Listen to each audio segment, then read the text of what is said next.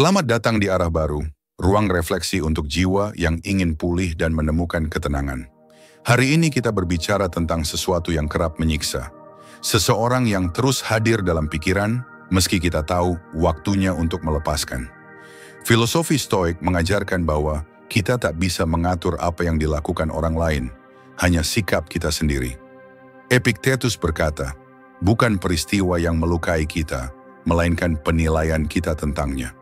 Melepaskan bukan berarti menghapus kenangan, tetapi menata kembali kendali, berhenti menggantungkan kebahagiaan pada yang tak kita kuasai.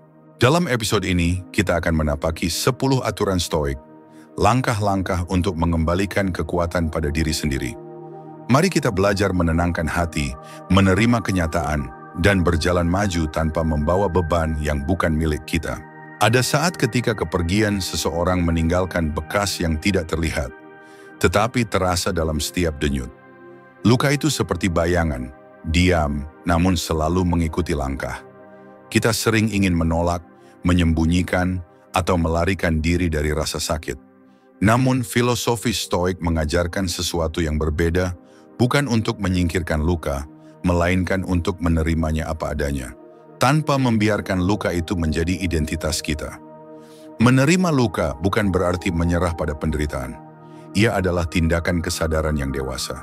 Marcus Aurelius pernah menulis, jika kamu terluka oleh sesuatu di luar dirimu, penderitaan itu bukan berasal dari hal itu sendiri, melainkan dari penilaianmu terhadapnya. Artinya peristiwa kehilangan memang nyata, tetapi penderitaan berlarut seringkali lahir dari cara kita menilai dan mengulang-ulang peristiwa itu dalam pikiran. Bayangkan luka sebagai hujan yang turun. Kita bisa berlari, mencari atap, atau bahkan marah pada langit. Tapi hujan tetap hujan. Dengan menerima keberadaannya, kita bisa berjalan di bawahnya dengan langkah yang tenang, membawa payung kesadaran. Kita basah, ya, namun kita tidak harus tenggelam. Ketika seseorang yang kita cintai pergi, entah karena perpisahan, jarak, atau pilihan hidup, pikiran kita cenderung menciptakan narasi panjang. Mengapa ia pergi? Apa salahku? Seandainya aku berbuat lebih baik. Disinilah kita mulai menjadi luka. Kita memberi nama pada rasa sakit, lalu memeliharanya seperti bagian tak terpisahkan dari diri. Padahal, kita bukanlah kisah perpisahan itu. Kita adalah jiwa yang lebih luas dari satu bab cerita. Langkah pertama untuk tidak menjadi luka adalah mengizinkan emosi hadir tanpa penolakan. Duduklah dalam diam, rasakan dada yang sesak, mata yang berat, ingatan yang berdesakan. Terima semuanya seperti tamu yang datang sementara. Katakan pada diri sendiri, aku merasakan kehilangan dan itu wajar. Namun aku bukan kehilangan itu. Inilah perbedaan penting antara merasakan dan menyamakan diri dengan rasa sakit. Praktik Stoik juga menganjurkan journaling, menulis apa yang kita rasakan tanpa sensor. Saat kata-kata keluar, kita memisahkan emosi dari inti diri. Tuliskan kekecewaan, tuliskan amarah, bahkan tuliskan kerinduan yang tak terbalas. Dengan begitu, kita mengeluarkan badai dari dalam kepala ke atas kertas. Kata-kata itu menjadi saksi, bukan penjara. Penerimaan bukan berarti kita berhenti merindukan. Kita mungkin tetap merasakan denyut halus ketika ingatan itu muncul. Namun kita tidak lagi larut. Kita menatapnya seperti melihat daun gugur, indah, sementara, dan bagian dari siklus alam.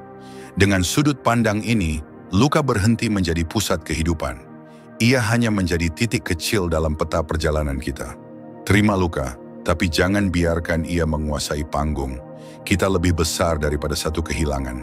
Seperti batu karang di laut yang diterpa ombak, kita mungkin basah, tetapi tidak runtuh. Saat kita mengakui luka tanpa melekat padanya, kita menemukan kebebasan sejati, kebebasan untuk tetap hidup, tumbuh, dan mencintai diri sendiri meski pernah terluka. Itulah esensi Stoik, menerima kenyataan tanpa menolak rasa, tetapi juga tidak menenggelamkan diri di dalamnya. Kita bisa membawa luka sebagai pelajaran, bukan beban. Dan dari penerimaan itu, kita melangkah ke hari-hari baru dengan hati yang lebih jernih, lebih luas, dan tidak lagi ditentukan oleh masa lalu. Dalam setiap perpisahan, ada momen ketika emosi mendesak kita untuk bereaksi cepat. Rasa marah, kecewa, dan penyesalan berbaur menjadi dorongan spontan. Kita ingin menulis pesan panjang, menelpon, atau melontarkan kata-kata yang hanya akan menambah luka. Namun, kebijaksanaan Stoik mengajarkan satu kebiasaan penting yang sering terlupakan. Jeda sebelum menilai. Jeda adalah ruang kecil di antara kejadian dan respon. Marcus Aurelius menulis, "Jika sesuatu di luar dirimu menyakitimu, penderitaan datang bukan dari hal itu, tetapi dari penilaianmu tentangnya. Dan penilaian itu bisa kamu hentikan sekarang juga." Kata hentikan di sini bukan sekadar menahan amarah, tetapi memberi diri sendiri kesempatan untuk memandang situasi dengan mata yang lebih jernih, sebelum pikiran membentuk kesimpulan yang mungkin keliru. Bayangkan seseorang yang Anda pikirkan terus-menerus, lalu tiba-tiba terlihat bahagia dengan orang lain. Pikiran pertama mungkin adalah pengkhianatan atau ketidakadilan. Namun itu hanya tafsir awal yang lahir dari luka. Dengan berhenti sejenak, menarik napas panjang, dan menunda penilaian, kita memberi waktu bagi emosi untuk mereda. Dari jeda itulah lahir kebijaksanaan, kesadaran bahwa kebahagiaan orang lain tidak pernah menjadi kerugian bagi kita. Stoik menyebut ini sebagai latihan premeditatio malorum, mengantisipasi kemungkinan yang tidak menyenangkan tanpa membiarkan ketakutan atau kemarahan mendominasi. Dalam konteks melepaskan seseorang, jeda berarti menunda interpretasi pertama, memberi ruang bagi pikiran rasional untuk berbicara. Kita mengakui perasaan, marah, sedih, cemburu, tetapi tidak langsung menandainya sebagai kebenaran mutlak. Jeda juga melatih kita melihat diri sendiri. Terkadang penilaian keras terhadap orang lain hanyalah cermin dari harapan kita yang tidak terpenuhi. Kita menuduh mereka meninggalkan, padahal yang paling sakit adalah ekspektasi kita yang runtuh. Dengan menahan diri sejenak, kita bisa menanyakan pertanyaan yang lebih bijak. Apakah aku benar-benar tahu seluruh kisah? Atau aku hanya melihat fragmen dan menebaknya? Praktik sederhana untuk membangun jeda bisa dimulai dengan napas. Saat dorongan untuk bereaksi muncul, berhenti dan tarik napas dalam 4 hitungan, tahan sejenak, lalu hembuskan perlahan. Ini bukan sekadar teknik relaksasi, tetapi pernyataan kepada diri sendiri bahwa kita memilih kesadaran, bukan impuls. Kita menolak menjadi tawanan emosi sesaat. Menunda penilaian bukan berarti kita mengabaikan kenyataan atau memaafkan kesalahan yang nyata. Ini berarti kita menolak memberikan kekuasaan pada interpretasi cepat yang seringkali lahir dari luka. Ketika waktu telah memberi jarak, kita akan menyadari bahwa banyak hal tidak seburuk yang dibayangkan. Bahkan, beberapa hal tidak memerlukan reaksi sama sekali. Dalam proses melepaskan seseorang yang terus kita pikirkan, jeda menjadi pagar yang melindungi hati dari kelelahan emosional. Setiap kali ingatan muncul atau kabar baru terdengar, kita bisa berkata dalam hati, "Aku memilih menunggu sebelum menilai." Dengan kebiasaan ini, kita membiarkan kenyataan menampakkan diri apa adanya, tanpa bias dari amarah atau kerinduan. Akhirnya, jeda sebelum menilai adalah bentuk kasih sayang pada diri sendiri. Kita tidak membiarkan luka mengendalikan tindakan, tidak pula membiarkan pikiran liar mengatur hidup.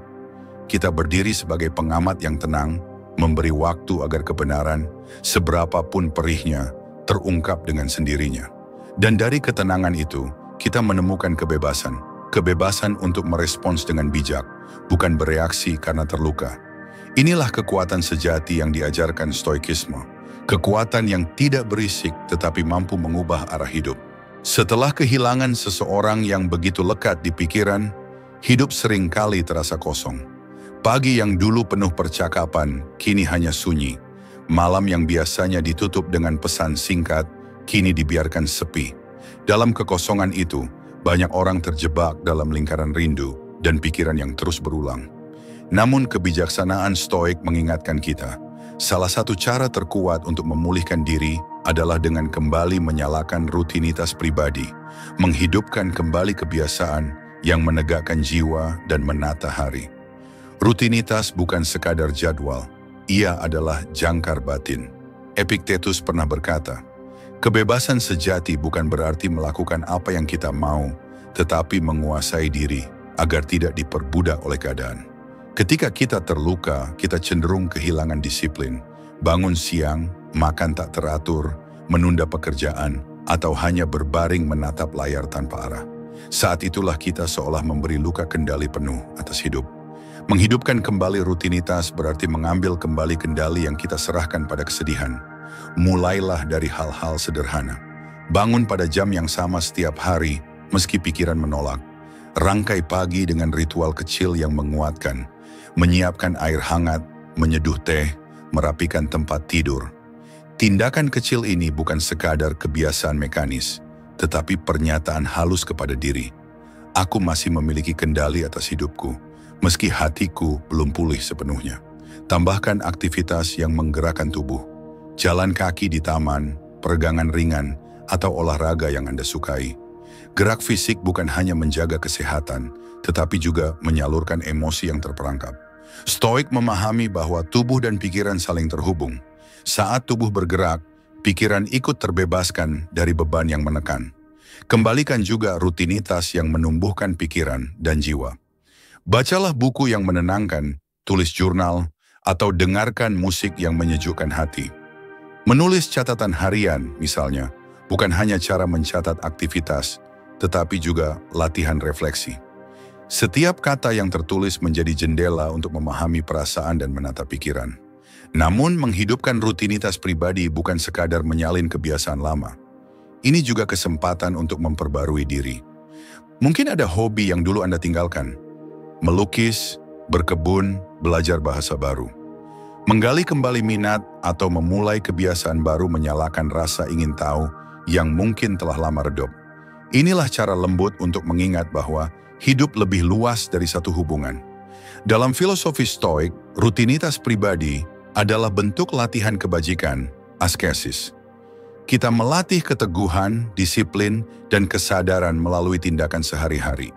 Setiap pagi yang dijalani dengan teratur adalah kemenangan kecil atas kekacauan batin. Setiap malam yang diakhiri dengan refleksi adalah tanda bahwa kita bergerak maju. Meski langkahnya pelan, tidak perlu menunggu sampai hati terasa siap. Justru rutinitas yang konsisten akan menuntun hati untuk pulih. Seperti menyalakan kembali api yang padam, awalnya sulit dan tampak sia-sia, tetapi percikan kecil yang terus dijaga akhirnya membesar menjadi nyala terang. Menghidupkan kembali rutinitas pribadi bukan berarti mengabaikan rasa kehilangan. Kita tetap mengakui duka, tetapi tidak memberinya ruang tak terbatas. Kita menempatkan rasa sakit pada tempatnya, sebagai bagian dari perjalanan, bukan pusatnya. Dengan cara ini, kita perlahan membangun kembali hidup yang utuh, bukan hidup yang menunggu seseorang kembali, tetapi hidup yang tetap berarti meski seseorang telah pergi. Rutinitas adalah cara kita mengatakan kepada dunia, dan terutama kepada diri sendiri, bahwa kita masih berdiri. Bahwa meski hati pernah runtuh, kita mampu menyusun kembali potongan-potongan hari menjadi pola yang menyehatkan. Disitulah kebebasan sejati yang diajarkan Stoikisme. Kebebasan yang lahir dari disiplin, kesadaran, dan keberanian untuk terus melangkah, satu kebiasaan baik pada satu waktu. Rindu sering datang tanpa mengetuk. Ia muncul di sela pekerjaan, di tengah keramaian, atau ketika malam menurun jadi sunyi. Bayangan wajah, suara tawa, bahkan aroma yang pernah akrab tiba-tiba memenuhi ruang batin. Kita pun merasakan tarikan halus, keinginan untuk kembali, untuk mengulang kebersamaan yang sudah lewat. Rindu adalah tanda bahwa kita pernah mencinta, tetapi bila dibiarkan liar, rindu bisa menjadi rantai yang menahan langkah. Disinilah kebijaksanaan Stoik memberikan jalan, mengubah rindu menjadi rasa syukur. Stoikisme mengajarkan bahwa segala hal yang hadir dalam hidup adalah pinjaman dari alam semesta, bukan milik abadi. Marcus Aurelius menulis, "Terimalah dengan sukacita apapun yang ditenun takdir, karena itu semua terjalin untuk kebutuhanmu." Kata-kata ini mengingatkan kita bahwa pertemuan dengan seseorang adalah anugerah singkat, bukan hak yang dijamin selamanya. Maka ketika rindu muncul, alih-alih meratap kehilangan, kita bisa menengok kembali pada anugerah yang telah diberikan. Mengubah rindu menjadi syukur bukan berarti menolak ingatan. Justru kita menatapnya dengan mata yang lebih lembut. Kita mengakui, aku pernah berjalan bersamanya. Aku pernah tertawa seolah waktu berhenti. Aku pernah belajar sesuatu yang takkan aku temui di tempat lain. Setiap kenangan yang dulu menorehkan perih, kini dapat menjadi bukti bahwa kita pernah mengalami keindahan yang nyata. Bayangkan rindu seperti cahaya bulan. Bila kita menatapnya dengan keluh, kita hanya melihat gelapnya malam. Namun bila kita menatapnya dengan syukur, kita menemukan ketenangan dalam sinar lembutnya. Perasaan yang sama bisa melahirkan penderitaan atau ketenangan, tergantung cara kita memandangnya. Syukur mengubah malam menjadi ruang doa, bukan penjara kenangan. Untuk mempraktikkan ini, mulailah dengan kesadaran kecil. Saat rindu datang, duduklah tenang dan tarik napas dalam. Alihkan pikiran dari pertanyaan, mengapa ia pergi, menjadi pernyataan, terima kasih karena ia pernah hadir. Ucapkan terima kasih, bahkan bila hanya dalam hati, untuk tawa, pelajaran, dan keberanian yang tumbuh dari pertemuan itu. Dengan latihan ini, rindu perlahan kehilangan cengkeraman yang menyakitkan dan berubah menjadi rasa hangat yang menenangkan. Menulis juga bisa menjadi jembatan. Buat daftar hal-hal yang Anda pelajari dari hubungan tersebut, kesabaran, keberanian, kebaikan, atau sekadar cara melihat dunia dengan perspektif baru. Tuliskan momen-momen kecil yang pernah membuat hati bergetar. Saat kata-kata tertuang, Anda tidak lagi sekadar mengingat, tetapi merayakan. Syukur tumbuh ketika kita memberi bentuk pada pengalaman, bukan hanya membiarkannya berputar di kepala. Perlu diingat, rasa syukur tidak menghapus kesedihan secara instan. Akan ada hari ketika rindu terasa berat, ketika air mata tetap turun, meski doa syukur telah diucapkan. Itu wajar. Syukur bukan obat ajaib, melainkan jalan panjang yang menuntun kita untuk berdamai. Setiap langkah kecil menuju penerimaan adalah tanda bahwa hati mulai lapang. Dalam pandangan Stoik, hidup adalah rangkaian pertemuan dan perpisahan yang wajar. Kita tidak memiliki kendali atas lamanya kebersamaan, tetapi kita memiliki kendali atas cara kita menghormatinya. Dengan mengubah rindu menjadi syukur, kita memutus rantai penyesalan dan membuka ruang bagi kebahagiaan baru tanpa mengkhianati masa lalu. Syukur juga membawa perspektif kosmik. Kita adalah bagian dari alam semesta yang luas, dan setiap orang yang hadir dalam hidup kita adalah benang dalam jalinan besar takdir. Mereka datang memberi warna, lalu pergi memberi pelajaran. Menghargai kehadiran mereka, meski hanya sementara, adalah cara kita selaras dengan alam. Akhirnya, mengubah rindu menjadi syukur adalah tindakan memuliakan cinta yang pernah ada. Kita tidak menyangkal bahwa kita merindukan, tetapi kita memilih untuk berterima kasih, bukan meratap. Dari sini, hati belajar bahwa kehilangan bukan akhir, melainkan pintu menuju kebijaksanaan. Dengan syukur, rindu tidak lagi menjadi luka yang mengikat, melainkan cahaya lembut yang menuntun kita untuk melangkah ke hari esok dengan tenang dan penuh kebajikan. Ketika seseorang yang begitu kita cintai pergi, dunia terasa menyempit. Pandangan kita seakan hanya tertuju pada kehilangan. Seberapa dalam luka itu, seberapa sunyi hari-hari yang tersisa. Kita merasa seolah seluruh semesta berhenti berputar hanya karena satu hubungan berakhir. Namun kebijaksanaan Stoik mengajak kita menengadah dan menatap lebih luas, melatih apa yang mereka sebut perspektif kosmik. Perspektif kosmik adalah kesadaran bahwa hidup kita hanyalah bagian kecil dari tatanan alam semesta yang tak terbatas.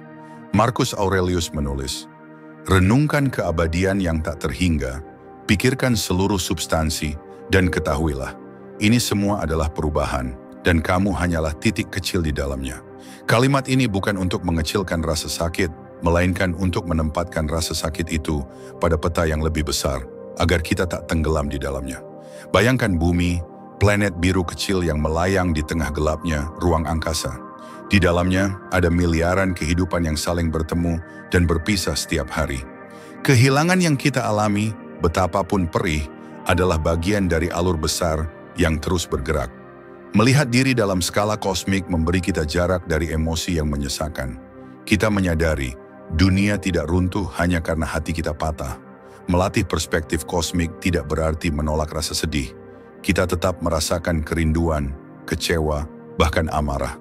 Namun kita menempatkan perasaan itu dalam ruang yang lebih luas. Seperti menatap bintang pada malam gelap, kesedihan tetap ada, tetapi ia menjadi kecil di bawah langit tak bertepi. Saat itu kita merasakan kebesaran yang menenangkan, bahwa hidup lebih dari sekadar cerita kita sendiri. Praktik ini bisa dimulai dari hal sederhana. berjalan di alam. Duduklah di bawah langit malam, pandang bintang-bintang yang berjarak jutaan tahun cahaya. Biarkan pikiran merenung bahwa cahaya yang kita lihat malam ini mungkin lahir jauh sebelum kita ada. Rasakan betapa singkatnya kehidupan manusia dibanding usia kosmos. Dari kesadaran ini, kehilangan yang kita derita mulai terasa seperti satu percikan dalam arus waktu yang panjang. Anda juga bisa melatihnya melalui refleksi harian.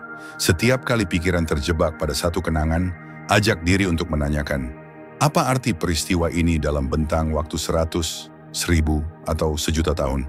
Pertanyaan ini bukan untuk menyepelekan cinta yang pernah ada, tetapi untuk mengingatkan bahwa segala hal, bahkan kebahagiaan dan kesedihan adalah bagian dari perubahan alam yang abadi. Perspektif kosmik juga menuntun kita pada kerendahan hati. Kita menyadari betapa kecilnya kita di hadapan alam semesta, namun justru dari kesadaran itulah muncul ketenangan. Kita tidak harus mengendalikan segalanya. Kita hanya perlu memainkan peran sebaik mungkin dalam waktu singkat yang diberikan.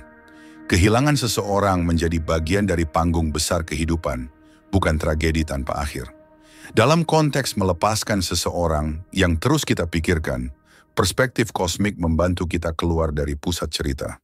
Kita berhenti menanyakan mengapa aku dan mulai menerima bahwa semua ini adalah bagian dari siklus alam. Pertemuan, kebersamaan, perpisahan. Sama seperti musim yang datang dan pergi, hubungan pun tunduk pada hukum perubahan. Latihan ini juga mengundang rasa kagum.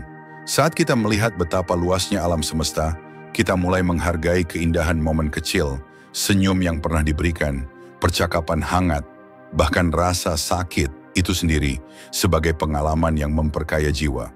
Kita belajar mencintai tanpa rasa memiliki, menghargai tanpa menuntut keabadian. Akhirnya, melatih perspektif kosmik adalah undangan untuk berdamai dengan ketidakkekalan. Kita menyadari bahwa hidup bukanlah tentang menahan, tetapi tentang ikut mengalir bersama tatanan besar kosmos. Dengan pandangan ini, kehilangan tidak lagi tampak seperti ujung jalan, melainkan bagian alami dari perjalanan luas yang menakjubkan.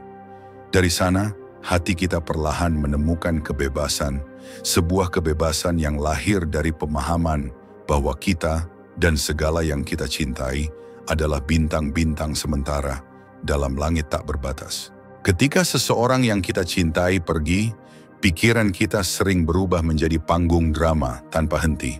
Di sana, kenangan lama diputar berulang-ulang, dialog imajiner diciptakan, bahkan percakapan yang tak pernah terjadi pun kita mainkan sendiri. Pikiran menciptakan narasi, cerita internal yang berusaha menjelaskan mengapa semuanya berakhir, siapa yang salah, dan apa yang seharusnya kita lakukan. Namun, kebijaksanaan stoik mengingatkan, sebelum kita larut dalam cerita itu, kita harus berani memeriksanya. Narasi pikiran adalah suara batin yang terus berbicara, seringkali tanpa kita sadari. Ia bisa menenangkan, tetapi lebih sering menyesatkan ketika kita terluka. Kita mungkin mendengar bisikan, "Aku tidak cukup baik," atau "Kalau saja aku melakukan ini, dia pasti tidak akan pergi." Cerita-cerita ini terdengar meyakinkan karena lahir dari emosi yang dalam, tetapi tidak selalu mencerminkan kenyataan. Epictetus menulis, manusia terganggu bukan oleh peristiwa, melainkan oleh pandangan yang mereka ambil tentang peristiwa itu. Kata-kata ini menekankan bahwa penderitaan bukan hanya dari apa yang terjadi, melainkan dari tafsir yang kita buat. Kehilangan memang fakta, tetapi kesimpulan "aku tidak layak dicintai" hanyalah interpretasi yang perlu diuji kebenarannya. Langkah pertama untuk memeriksa narasi pikiran adalah menyadari bahwa pikiran bukan kebenaran mutlak. Bayangkan pikiran seperti awan yang melintas di langit. Mereka datang dan pergi, berubah bentuk, terkadang gelap, terkadang terang. Kita dapat melihatnya tanpa harus menganggapnya sebagai realitas yang permanen. Saat bisikan batin mulai mengulang cerita lama, katakan pada diri sendiri, ini hanya pikiran, bukan fakta. Menulis jurnal adalah cara ampuh untuk memisahkan fakta dari cerita. Ambil kertas dan tuliskan pertanyaan sederhana. Apa yang benar-benar terjadi? Tuliskan hanya peristiwa nyata tanpa interpretasi. Tanggal, ucapan, tindakan. Kemudian tuliskan pikiran yang muncul. Aku ditinggalkan karena tidak cukup baik. Perhatikan perbedaannya. Yang pertama adalah realitas. Yang kedua adalah kesimpulan emosional. Latihan ini menolong kita melihat bahwa banyak penderitaan berasal dari kalimat yang kita ciptakan sendiri. Periksa pula pola kata yang muncul berulang. Selalu, tidak pernah, seharusnya.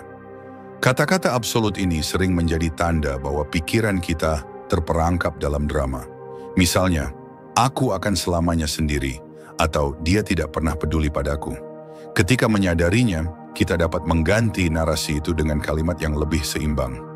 Saat ini aku sendiri, dan itu bukan akhir dari segalanya. Stoikisme mengajarkan disiplin batin yang disebut prosoche, perhatian penuh pada diri sendiri. Ini adalah praktik memeriksa pikiran setiap saat, menimbangnya sebelum percaya. Sama seperti penjaga gerbang yang menyeleksi siapa yang boleh masuk, kita pun dapat memilih pikiran mana yang diberi tempat. Tidak semua yang terdengar di kepala layak kita pelihara. Memeriksa narasi juga berarti memahami motif di baliknya. Kadang-kadang, cerita batin diciptakan untuk memberi rasa aman, meski palsu.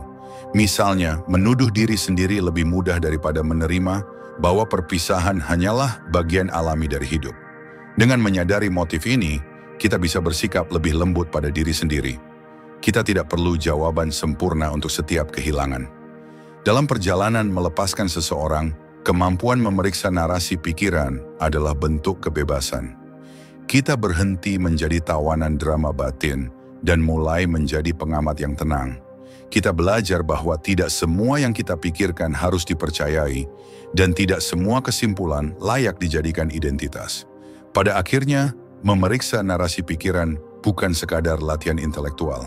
Ini adalah bentuk kasih sayang pada diri. Kita menolak membiarkan cerita lama merampas kedamaian yang sedang kita bangun.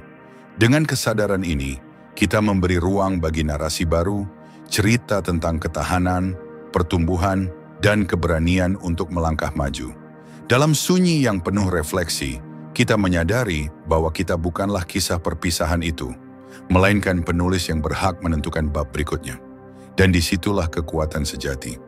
Ketika kita sedang berusaha melepaskan seseorang yang selalu hadir di pikiran, kesepian kerap menjadi sahabat yang tak diundang. Setelah perpisahan, banyak orang menutup diri, merasa bahwa dunia luar hanya akan menambah luka. Namun kebijaksanaan Stoik mengingatkan bahwa manusia adalah makhluk sosial. Kita tumbuh, belajar, dan sembuh melalui hubungan yang sehat. Karena itu, bergaul dengan orang yang menguatkan jiwa bukan hanya pilihan, tetapi kebutuhan untuk menjaga keteguhan batin. Filsuf Stoik Seneca menulis, "Bergaullah dengan mereka yang bisa membuatmu lebih baik dan mereka yang dapat kau buat lebih baik." Kalimat sederhana ini menyimpan makna dalam. Kita dikelilingi oleh banyak orang, tetapi tidak semuanya membawa energi yang sama. Ada yang hadir untuk sekadar mengisi waktu, ada pula yang secara diam-diam menguras kekuatan. Saat hati kita rapuh, lingkungan semacam itu dapat memperlambat proses pemulihan. Menguatkan jiwa berarti dikelilingi oleh mereka yang mendengarkan tanpa menghakimi, yang mampu memandang luka kita tanpa memperbesar drama, yang mendorong kita kembali ke kebaikan diri sendiri. Orang-orang ini tidak selalu memberikan nasihat panjang. Terkadang kehadiran tenang dan tatapan penuh pengertian sudah cukup untuk mengingatkan bahwa kita tidak sendiri. Dalam filosofi Stoik, ini disebut circles of virtue, lingkaran kebajikan, di mana pertemanan menjadi cermin yang meneguhkan karakter. Langkah pertama adalah mengenali siapa yang memberi pengaruh positif. Mungkin itu sahabat lama yang selalu mendukung langkah berani kita, keluarga yang mencintai tanpa syarat, atau rekan yang mampu menyalakan kembali semangat belajar. Perhatikan bagaimana perasaan Anda setelah bertemu mereka. Apakah lebih tenang, lebih jernih, atau justru lebih gelisah?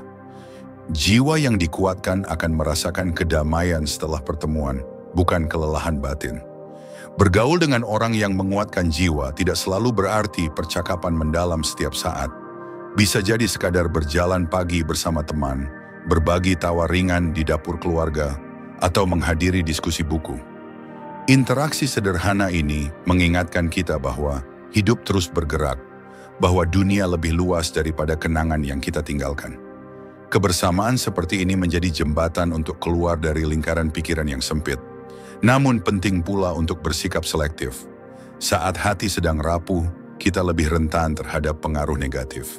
Teman yang suka bergosip, orang yang menyimpan dendam, atau mereka yang memancing amarah. Stoik menekankan perlunya menjaga kebersihan jiwa dengan menghindari percakapan yang hanya menambah kebingungan. Pilihan untuk menjaga jarak bukan berarti kita sombong, tetapi bentuk kasih sayang terhadap diri sendiri. Selain mencari dukungan dari luar, jadilah juga orang yang menguatkan jiwa bagi orang lain. Ketika kita memberi dukungan, mendengar cerita, atau sekadar hadir bagi teman yang membutuhkan, kita mengalihkan fokus dari luka sendiri dan menemukan makna baru. Paradoksnya, membantu orang lain sering menjadi cara paling tulus untuk menyembuhkan diri. Dalam memberi, kita merasakan keterhubungan yang mendalam dengan kehidupan. Bergaul dengan orang yang menguatkan jiwa juga mengajarkan pelajaran penting. Hubungan manusia tidak selalu harus romantis untuk memberi kebahagiaan. Persahabatan sejati, percakapan penuh tawa, atau bahkan kerja sama dalam komunitas dapat menyalakan kembali rasa hidup yang sempat meredup. Kita belajar bahwa cinta memiliki banyak bentuk, dan kehangatan bisa hadir tanpa syarat kepemilikan. Dalam proses melepaskan seseorang, dukungan seperti ini berfungsi sebagai penopang yang tak terlihat. Mereka mengingatkan bahwa dunia tetap kaya akan kebaikan, bahwa kita layak dicintai dan dihargai di luar kisah yang telah berakhir. Setiap interaksi yang menguatkan jiwa adalah langkah kecil untuk kembali mempercayai kehidupan. Akhirnya, bergaul dengan orang yang menguatkan jiwa adalah perwujudan kebijaksanaan Stoik. Kita tidak bisa mengendalikan siapa yang pergi, tetapi kita bisa memilih siapa yang kita izinkan masuk ke dalam lingkaran batin. Dengan mengelilingi diri dengan kebajikan, kita menyalakan kembali kekuatan yang sempat padam. Dari sana, kita belajar bahwa kesembuhan bukan hanya proses pribadi, melainkan perjalanan bersama mereka yang hatinya penuh cahaya. Dalam kebisingan dunia modern, keheningan sering dianggap aneh, bahkan menakutkan. Kita terbiasa dengan notifikasi yang tak henti berbunyi, percakapan yang tak pernah usai, dan pikiran yang terus berlari tanpa jeda. Namun bagi filsuf Stoik, keheningan bukan sekadar ketiadaan suara. Keheningan adalah ruang sakral tempat jiwa kembali menemukan keseimbangan. Di sanalah kita belajar bahwa kebebasan sejati bukanlah kebebasan untuk melakukan apa saja, melainkan kebebasan untuk berdamai dengan diri sendiri.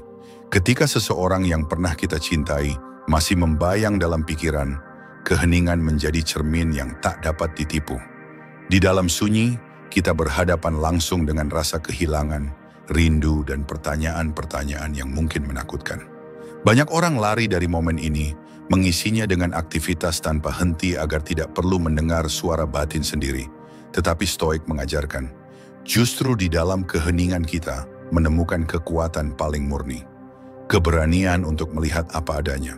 Keheningan adalah seni mendengarkan, bukan hanya suara luar, tetapi juga bisikan jiwa. Ketika kita duduk tanpa distraksi, kita menyadari betapa banyak pikiran yang sebenarnya bukan milik kita. Kekhawatiran yang diwariskan, standar yang dipaksakan, dan kenangan yang terus kita pelihara. Dengan membiarkan semuanya lewat tanpa dihakimi, kita memisahkan yang esensial dari yang semu. Di titik inilah kita merasakan kebebasan. Kita tidak lagi dikuasai oleh arus pikiran, melainkan menjadi pengamat yang tenang. Marcus Aurelius menulis dalam Meditations, "Duduklah dalam keheningan dan biarkan pikiranmu tenang seperti laut yang tenang." Kata-kata ini bukan hanya nasihat untuk meditasi, tetapi ajakan untuk memulihkan kejernihan batin. Ketika kita mampu duduk diam, menerima dentingan jam dan hembusan angin, kita menyadari bahwa dunia tetap berjalan meski hati kita bergejolak. Kesadaran ini menumbuhkan jarak sehat antara diri sejati dan badai emosi. Praktik menemukan kebebasan dalam keheningan tidak harus rumit. Mulailah dengan beberapa menit setiap pagi atau malam, tanpa ponsel atau gangguan. Duduk, tarik napas panjang, rasakan udara yang masuk dan keluar. Biarkan pikiran datang dan pergi seperti awan di langit. Awalnya mungkin terasa gelisah, tetapi seiring waktu, Anda akan merasakan ruang batin yang lapang. Di sanalah luka perlahan sembuh bukan karena dilupakan, tetapi karena diterima. Keheningan juga membuka pintu pada kesadaran bahwa kita bagian dari sesuatu yang lebih besar. Saat kita menatap langit malam yang sunyi atau mendengarkan desiran angin di pepohonan, kita merasakan kebersatuan dengan alam semesta. Rasa rindu yang dulu terasa menyesakan perlahan berubah menjadi pemahaman bahwa semua hal, termasuk pertemuan dan perpisahan, mengikuti irama alam. Kita tidak lagi menuntut jawaban atas mengapa, karena kita merasakan sendiri keteraturan kosmik yang tak perlu dijelaskan. Selain menenangkan, keheningan memberi kita kesempatan menata ulang prioritas. Dalam kebisuan, kita dapat meninjau kembali nilai-nilai yang selama ini kita abaikan. Apa yang benar-benar penting? Apa yang hanya keinginan sesaat? Pertanyaan-pertanyaan ini yang sulit dijawab di tengah hiruk-pikuk, menemukan jawabannya dalam diam. Dari sana lahir kebebasan untuk memilih langkah hidup berikutnya tanpa beban penyesalan. Keheningan bukan berarti isolasi. Justru, setelah menemukan kedamaian di dalam sunyi, kita dapat kembali ke dunia dengan hati yang lebih terbuka. Kita menjadi pendengar yang lebih baik, teman yang lebih hadir, dan individu yang tidak mudah terguncang oleh komentar atau penolakan. Kebebasan yang lahir dari keheningan bukanlah pelarian, melainkan fondasi untuk kembali berinteraksi dengan kualitas yang lebih dalam. Dalam perjalanan melepaskan seseorang yang selalu kita pikirkan, keheningan adalah guru yang setia. Ia tidak memaksa, tidak menghakimi, hanya menunggu kita untuk duduk dan mendengar. Setiap momen sunyi mengikis lapisan kegelisahan, hingga yang tersisa adalah kesadaran murni bahwa kita utuh meski sendirian. Inilah kebebasan sejati, kebebasan yang tidak bergantung pada kehadiran siapapun, kebebasan yang lahir dari keberanian menatap diri sendiri dalam diam. Pada akhirnya, keheningan bukanlah kekosongan. Ia adalah ruang di mana jiwa berbicara, di mana luka disembuhkan, dan di mana kita menemukan bahwa kebebasan bukan hadiah dari luar, melainkan keputusan batin. Dengan memeluk keheningan, kita membebaskan diri dari jeratan kenangan, dan melangkah maju dengan hati yang ringan, siap menatap hari baru dengan kejernihan yang hanya lahir dari sunyi. Dalam perjalanan melepaskan seseorang yang terus hadir di pikiran, kita sering terjebak pada pandangan bahwa kesembuhan harus terlihat besar dan dramatis. Kita menunggu momen ajaib ketika rasa rindu lenyap seketika, atau hari di mana hati terasa sepenuhnya baru. Namun kebijaksanaan Stoik mengingatkan kita, hidup bergerak dalam langkah-langkah kecil, dan justru disitulah kekuatan sejati terletak. Kemajuan yang paling bermakna jarang datang dalam ledakan besar, melainkan dalam detik-detik sederhana yang sering luput dari perhatian. Rayakan kemajuan terkecil berarti memberi nilai pada setiap tanda perbaikan, betapapun tampaknya sepele. Mungkin hari ini Anda melewati pagi tanpa mengecek pesan lama, atau berhasil menikmati secangkir kopi tanpa bayangan masa lalu. Mungkin Anda menemukan tawa singkat saat bercakap dengan teman, atau tidur lebih nyenyak daripada kemarin. Semua itu bukan kebetulan, melainkan bukti bahwa jiwa sedang menyembuhkan diri, perlahan tapi pasti. Stoik mengajarkan bahwa kebajikan dibangun dari kebiasaan yang konsisten. Epictetus menulis, tidak ada hal mulia yang lahir sekaligus. Kebijaksanaan, ketabahan, dan ketenangan adalah hasil dari langkah-langkah kecil yang terus dipelihara, meski tidak terlihat setiap saat. Ketika kita merayakan kemajuan terkecil, kita sedang menghargai proses alami kehidupan, bukan terjebak dalam tuntutan kesempurnaan. Seringkali kita mengukur kesembuhan dengan standar yang tidak realistis. Harus sepenuhnya melupakan, harus bebas dari rasa sakit dalam waktu singkat. Pandangan ini hanya menambah tekanan batin. Padahal setiap upaya sekecil apapun adalah kemenangan melawan kebiasaan lama. Merayakan kemajuan kecil bukan berarti kita puas berhenti, melainkan kita mengakui keberanian untuk melangkah, meski jalannya lambat. Bayangkan seseorang yang dulu setiap jam memeriksa media sosial mantan pasangan. Suatu hari ia berhasil menahan diri selama setengah hari. Itu bukan sekadar jeda, itu adalah pergeseran kekuatan, bukti bahwa kendali perlahan kembali ke tangan sendiri. Menghargai momen seperti ini membuat kita sadar bahwa perubahan nyata tidak datang dari tekad sesaat, tetapi dari pengulangan kecil yang konsisten. Merayakan kemajuan terkecil juga mengajarkan kita bersyukur. Ketika kita mengakui kemajuan yang lembut, kita belajar melihat kebaikan dalam hal-hal sederhana. Udara pagi, senyum orang asing, waktu tenang untuk membaca. Sikap ini sejalan dengan filosofi Stoik yang memandang syukur sebagai kebajikan mendasar. Rasa terima kasih menyalakan cahaya di tengah proses penyembuhan dan mendorong kita untuk terus melangkah. Tentu, merayakan kemajuan kecil bukan berarti kita mengabaikan rasa sakit yang masih ada. Ada hari-hari ketika kenangan kembali menyesakan, tetapi dengan perspektif Stoik, kita belajar menilai setiap kemunduran sebagai bagian dari proses, bukan kegagalan. Seperti ombak yang pasang surut, penyembuhan juga bergerak maju dan mundur. Tugas kita bukan menolak gelombang, melainkan tetap berdiri teguh di tepi pantai, menyadari bahwa setiap surut membawa kita sedikit lebih jauh dari titik awal. Bagaimana cara merayakan kemajuan kecil? Tidak harus dengan pesta besar. Bisa sesederhana menulis jurnal setiap malam, menandai momen-momen di mana Anda berhasil memilih ketenangan daripada penyesalan. Bisa juga dengan memberi diri sendiri waktu istirahat, menikmati kegiatan favorit, atau sekadar menarik napas dalam dan berkata, "Aku sudah melangkah hari ini." Pengakuan sederhana ini meneguhkan hati bahwa perjalanan Anda memiliki arah.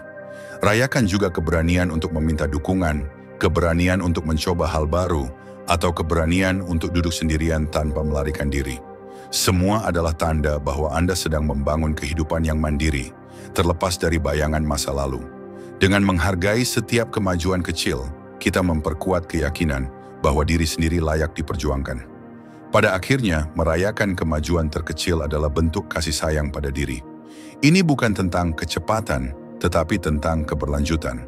Stoik mengajarkan bahwa orang bijak tidak terobsesi pada hasil, melainkan pada proses yang penuh kebajikan.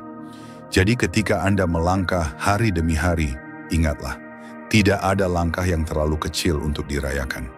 Setiap detik di mana Anda memilih untuk tetap hadir, untuk tetap bernapas adalah bukti bahwa Anda lebih kuat daripada bayangan kenangan. Di jalan panjang melepaskan seseorang, kemenangan sejati bukan terletak pada momen spektakuler, melainkan pada keberanian menghargai kemajuan kecil yang tak terlihat orang lain. Di sanalah ketenangan sejati bertumbuh, pelan, pasti, dan tak tergoyahkan. Dalam proses melepaskan seseorang yang terus menghuni pikiran, kita sering tergoda untuk mencari jalan pintas.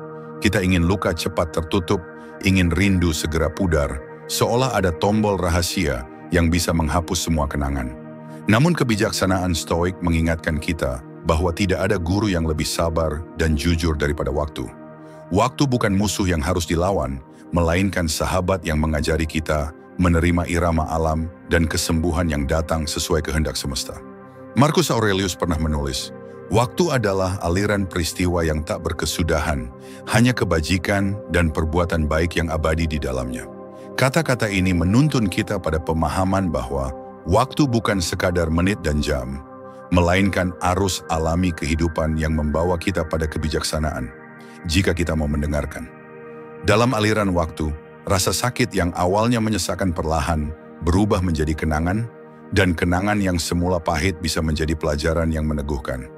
Menjadikan waktu sebagai guru berarti berhenti memaksa diri untuk sembuh sesuai jadwal. Luka hati tidak mengenal tenggat. Ada yang pulih dalam hitungan minggu, ada pula yang butuh tahun. Memahami ini membebaskan kita dari tekanan untuk segera baik-baik saja. Seperti musim yang berganti tanpa bisa kita percepat, penyembuhan memiliki tempo sendiri. Kita hanya diminta untuk hadir hari demi hari sambil menanam kebiasaan baik yang meneguhkan jiwa. Dalam keheningan waktu, kita perlahan belajar bahwa setiap detik bukanlah ruang kosong. Setiap matahari terbit membawa peluang baru untuk menata kembali hidup, untuk menumbuhkan kebajikan, untuk menemukan hal-hal kecil yang dulu luput dari syukur. Hari yang kita anggap biasa sebenarnya adalah bukti bahwa kita masih bergerak maju, meski tanpa gemuruh. Setiap napas, setiap langkah adalah proses penghalusan batin.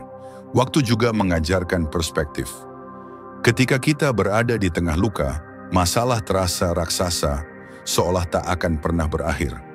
Namun lihatlah kembali pengalaman-pengalaman lama.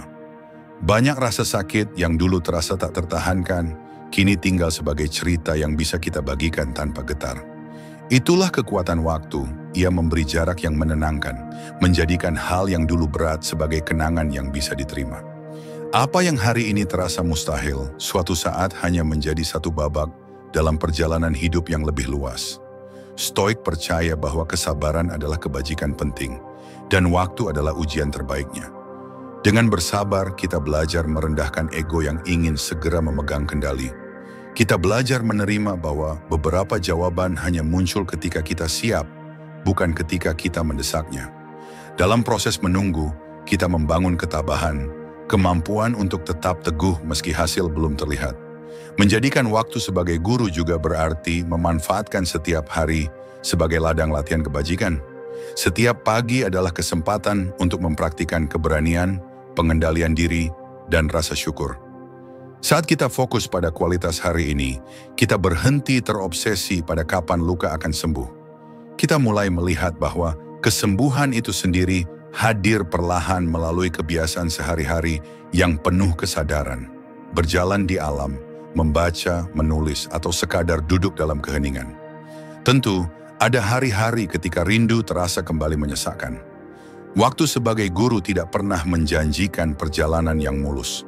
Namun ia mengajarkan bahwa kemunduran bukanlah kegagalan, melainkan bagian alami dari proses. Seperti air yang mengikis batu sedikit demi sedikit, waktu melunakkan rasa sakit dengan cara yang tidak bisa dilihat mata, tetapi dapat dirasakan jiwa. Setiap kali kita bangun di pagi hari, meski dengan hati yang berat, kita sudah membuktikan ketahanan itu.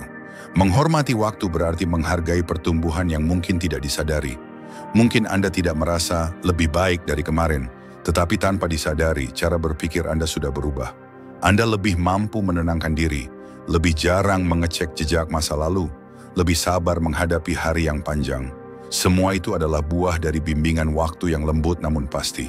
Pada akhirnya, menjadikan waktu sebagai guru adalah bentuk kepercayaan pada alam semesta. Kita percaya bahwa segala sesuatu memiliki musim. Ada waktu untuk menanam, ada waktu untuk menuai, ada waktu untuk berduka, dan ada waktu untuk bangkit. Tidak ada musim yang abadi, luka pun demikian. Dengan kesadaran ini kita berhenti melawan arus dan belajar mengalir bersama kehidupan. Jadi bila hati terasa berat dan pikiran dipenuhi bayangan seseorang yang sudah pergi, ingatlah, Anda tidak sedang menunggu kesembuhan datang, Anda sedang bertumbuh di dalamnya. Setiap jam yang lewat, setiap malam yang berhasil Anda lalui, adalah pelajaran dari guru paling bijak, waktu itu sendiri. Dalam ketekunan menerima dan berproses, suatu hari Anda akan menoleh ke belakang dan menyadari, tanpa Anda sadari, waktu telah mengubah luka menjadi kebijaksanaan dan kehilangan menjadi kekuatan. Perjalanan melepaskan seseorang yang selalu hadir di pikiran, bukan sekadar kisah tentang berakhirnya hubungan, tetapi tentang lahirnya kembali diri yang lebih utuh. 10 aturan stoik yang telah kita bahas adalah undangan untuk kembali ke pusat batin, menerima luka, menata pikiran, hingga merayakan setiap kemajuan kecil. Semua proses itu menegaskan satu hal, bahwa ketenangan sejati bukan dicari di luar, melainkan dibangun perlahan di dalam diri, seiring berjalannya waktu. Inilah semangat yang kami bawa di channel Arah Baru, ruang refleksi untuk jiwa yang ingin tumbuh lebih tangguh, jernih, dan penuh kebajikan. Jika Anda merindukan suara yang menenangkan di tengah hiruk-pikuk dunia, mari berjalan bersama kami. Bersama Arah Baru, kita belajar mengubah luka menjadi kebijaksanaan dan menjadikan setiap hari awal yang penuh makna.